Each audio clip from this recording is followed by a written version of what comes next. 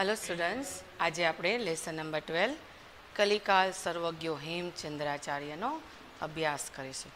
જો આ લેસનની અંદર આપણે સમજાવવામાં આવ્યું છે, તમે કોઈની પાસેથી ગમે એવું છીનવી લ્યો ને, પણ તમારું જે કામ છે ને એ હંમેશા લોકો યાદ રાખે. આ લેસનમાં પણ એવું છે. અહીંયા સિદ્ધરાજ છે, એ માળવા ઉપર વિજય પ્રાપ્ત કરીને રાજા ભોજનું બધું ધન લૂંટી લે. એ ધનની સાથે એ ત્યાંનો એક ગ્રંથાગાર, એટલે આપણી લેંગ્વેજમાં લાઇબ્રેરી મળે છે. અને એ પુસ્તકા લાઇબ્રેરીની અંદર, ગ્રંથાગારની અંદર રાજા ભોજે બનાવેલા ઘણા પુસ્તકો હતા. અને એ પુસ્તકો કેવા હતા ખબર છે? અનુપમા, એટલે જેનું વર્ણન ન કરી શકાય. અને એમાં રાજા ભોજે બનાવેલું એક સંસ્કૃતનું ગ્રામર પુસ્તક હતું. હવે એ જોઈને વિચાર કરે છે કે રાજા ભોજનું બધું ધન તમે જીતી લીધું, ધન લઈ લીધું, એનો ગ્રંથાગાર આપ્યું, પણ લોકો એને તો પણ યાદ રાખશે અને મને કોઈ યાદ નહીં રાખે. યાદ એને રાખશે કે રાજા ભોજ છે એ પોતે વિદ્યાપ્રિય, કલાપ્રિય હતો, એટલે એને પોતે બનાવેલા આવીને આખું પુસ્તકાલય એની પાસે હતું. એ પણ એ લે જ છે સિદ્ધરાજ, પણ લોકો એને યાદ રાખશે તો મને લોકો કેવી રીતે યાદ રાખે? કહેવાય છે ને, યશ્ય કીર્તિ સહજીવતી. ગુજરાતીમાં જેની કીર્તિ છે એ હંમેશા જીવતી રહે છે. રાજા ભોજની કીર્તિ શું હતી? એણે એક ગ્રામર પુસ્તક બનાવેલું, સરસ મજાનું, ઘણા બધા બને, એમાંનું એક ગ્રામર પુસ્તક. કે એટલે એ જોઈને સિદ્ધરાજને એવું થાય છે કે આને લોકો હજી પણ વર્ષોના વર્ષો સુધી યાદ રાખે, તો મને કેવી રીતે લોકો યાદ રાખે, એ વિચારમાં આવે છે. અને એનો જે ગુરુ છે એને બોલાવે છે હેમચંદ્રાચાર્ય, અને કહે છે તમે એવું એક પુસ્તક બનાવો કે જેનાથી મારી અને તમારી કીર્તિ હંમેશા રહે. અને પછી હેમચંદ્રાચાર્ય 8 અધ્યાયનું એક પુસ્તક બનાવે છે. એમાં સૌથી પહેલાં 6 અધ્યાયો છે એ આપણા મનુષ્ય માટે છે, અને બીજા 2 છે એ પ્રાકૃતિક નેચરના એણે બનાવેલા, સંસ્કૃત વ્યાકરણ બનાવેલું છે. અને આમ લોકો પછી એણે જે પુસ્તક બનાવ્યું એ સિદ્ધ હેમ વ્યાકરણથી પ્રસિદ્ધ થાય છે. અને એ લેસનનું આ સ્ટોરી છે. Then we start our lesson. કલિકાલ સર્વજ્ઞ Hemchandracharya. Hemchandracharya, the omniscient one in કલયુગ. વિક્રમસ્ય દ્વાદસ્ય, વિક્રમની દ્વાદસ્ય 12મી સદીમાં 12મી સદીમાં સિદ્ધરાજ જયસિંહે માલવ વિજયમ કૃતવાન, માળવા ઉપર વિજય પ્રાપ્ત કરે છે. Siddharaj Jaysinh conquered Malav in 12th century of the era started by Vikramaditya. વિજય અનંતરમ, વિજય મેળવ્યા પછી જયસિંહ નૃપતે, રાજા જયસિંહે યશોવર્માનો સર્વધનમ, બધું ધન ગૃહિત્વા લઈને અણહિલપુર પ્રત્યાગતવાન, પાછો ફરે છે. After the conquest Jaysinh return to Anhilpur, taking all the wealth of King Yashovarma with him. એક વખત સિદ્ધરાજ વિચારપથમાં વિચારમાં બેસેલા છે. Once Siddharaj started thinking, અચિંત્ય, he thought, તે વિચાર કરે છે. માલવ પર વિજય પ્રાપ્ત કરીને હું ધનસ્ય સ્વામિત્વ પ્રાપ્તવાન, ધનનો સ્વામી બની ગયો.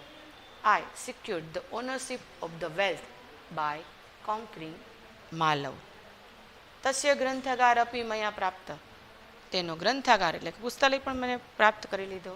I also got their library.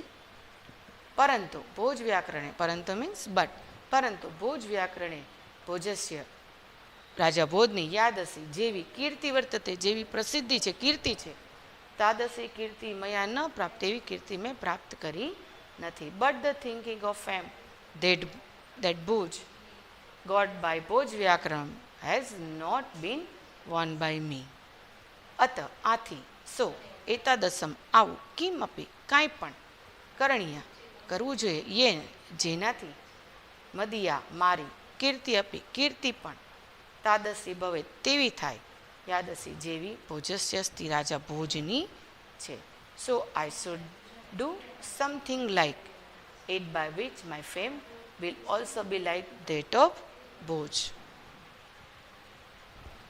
એવમ વિચાર્ય, આમ વિચારીને, thus thinking, સહ હિ જૈન મુનિ આચાર્ય, જૈનોના મુનિ આચાર્ય હેમચંદ્ર પ્રાપ્તવાન, હેમચંદ્રને મળે છે. thus thinking he come to Jain સેજ. ચ અને નિવેદિતવાન વિનંતી કરે છે. અહીં આચાર્ય વર્યા, અરે આચાર્ય, ભવંતો આપ, ભોજ વ્યાકરણ સદ્રશ્રમ, ભોજ વ્યાકરણ જેવું, વ્યાકરણ વ્યાકરણ વિરચયંતુ બનાવો, યેન જેનાથી ભવતા આપની, મમ મારી, ચ અને કીર્તિ મીન્સ કીર્તિ, અમરા ભવેત અમર થઈ જાય. Acharya Hemchandra and said, O respectable most excellent preceptor, may your honor compose one grammar like Bhoj Vyakaranam, by which the fame of your as well as mine will be immortal. Siddhraj Jaysinh નિવેદિત, સિદ્ધરાજ જયસિંહની વિનંતીથી પ્રેરિતા પ્રેરાયેલા હેમચંદ્રાચાર્ય એકમ પૂર્વે પહેલા એક વ્યાકરણ ગ્રંથમ રચિતવાન, વ્યાકરણનો ગ્રંથ બનાવે છે. Promoted by the requested of Siddharaj Jaysinh, Hemchandracharya composed a unique work of grammar. સહ સિદ્ધ હેમ વ્યાકરણ ઇતિ નામના, તે સિદ્ધ હેમ વ્યાકરણ એ નામથી પ્રસિદ્ધ અસ્તિ, પ્રસિદ્ધ થાય છે. અસ્મિન અષ્ટો અધ્યાય, અષ્ટો મીન્સ 8, આમાં 8 અધ્યાયો છે. The treatise is famous by the name સિદ્ધ હેમ વ્યાકરણમ. In this there are 8 chapters. તેસુ તેમાંના પ્રારંભિક શરૂઆતના સટસુ 6 અધ્યાયસુ અધ્યાયોમાં, સંસ્કૃત ભાષાયા સંસ્કૃત ભાષાના, અંતિમ દયો લાસ્ટ 2, અંતિમ મીન્સ લાસ્ટ છેલ્લા 2 અધ્યાયો પ્રાકૃતિક ભાષા, પ્રાકૃતિક ભાષાના, ચ વ્યાકરણમસ્તિ અને વ્યાકરણો છે. Among them in this first 6 chapters there is the grammar of Sanskrit language, and in the last 2 chapters there is a grammar of Prakritic language. Hemchandracharya લક્ષ શ્લોક અપરિતિ, હેમચંદ્રાચાર્ય 1 લક્ષ મીન્સ 1 લાખ 1 લાખ શ્લોકમ પરિમિતે જેટલું સાહિત્ય વિરચિતમ, સાહિત્ય બનાવેલું છે.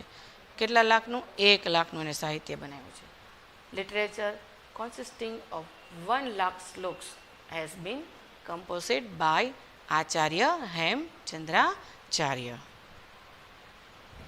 અસ્મિન, હવે જે 1 લાખ શ્લોક એને બનાવ્યા એમાં શું છે? તો અસ્મિન સાહિત્ય, ઇન ધીસ લિટરેચર, આ સાહિત્યમાં અભિધાન ચિંતામણી, બધા જ સંસ્કૃતમાં જ લખવાનું, અભિધાન ચિંતામણી, કોશ ગ્રંથ, ચાલુક્ય વંશોત્કીર્તનમ, પ્રાકૃત ભાષા નિબંધ, મહાકાવ્યમ કાવ્યાનુશાસનમ, અલંકાર શાસ્ત્રીયમ, છંદોનુશાસનમ, આ બધા વર્ડ સંસ્કૃતમાં જ લખવાના, આનું ઇંગ્લિશ થાય નહીં. તો કે અસ્મિન સાહિત્ય, in this literature dictionary, in dictionary named Abhidhan Chintamani and apis poem composed in Sanskrit and Prakritic, having twofold aspect called Chalukya Vanshotkirtanam. A book on poetics named Kavyanusasanam and Chandanusasanam are included. ગુર્જર પ્રદેશે, ગુજરાત પ્રદેશમાં લબ્ધજન્ય જન્મેલા હેમચંદ્રાચાર્ય ન કેવલમ ફક્ત નહીં, ગુજરાત પ્રાંત્યપી, ગુજરાત પ્રદેશમાં નહીં, તું સમગ્ર અપી, તે તો આખા સમગ્ર સંસ્કૃત સાહિત્યમાં સૂર્યવત પ્રકાશતે, સૂર્યની જેમ પ્રકાશે છે. This Hemchandracharya born in region of Gujarat constitutes to shine very brightly like the sun, not only in Gujarat but also in the sky, in the form of whole Sanskrit literature. Thank you very much.